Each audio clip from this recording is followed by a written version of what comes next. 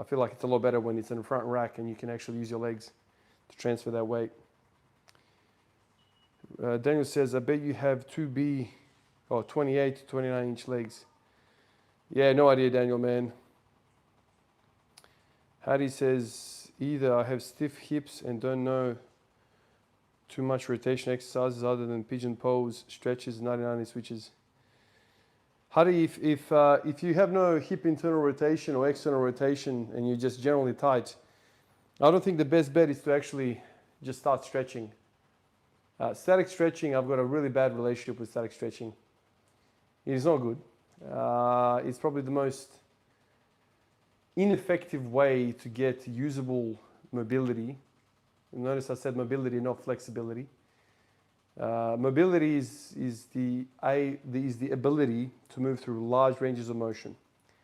Flexibility is how much can your muscles actually just at rest, how much can they give. What you want is your muscle to be able to be strong at the end range of motion. That's what mobility is.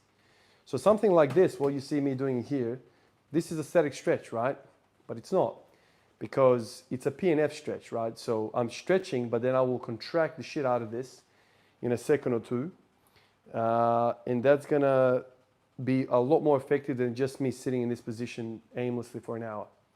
Because nervously, you are teaching that muscle to be okay and to be strong at the end range.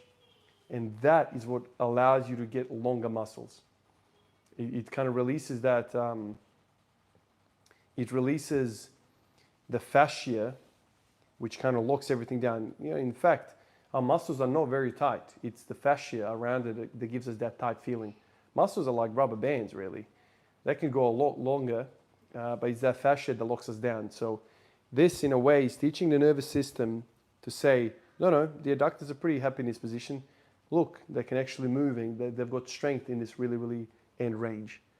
So if you're interested in getting hip internal rotation, I would focus on single leg work, lunges, split squats, that type of thing. ATG split squats is another really good thing, like where you're really, really sending it in range of motion. All of that is fantastic. You can do that for internal rotation.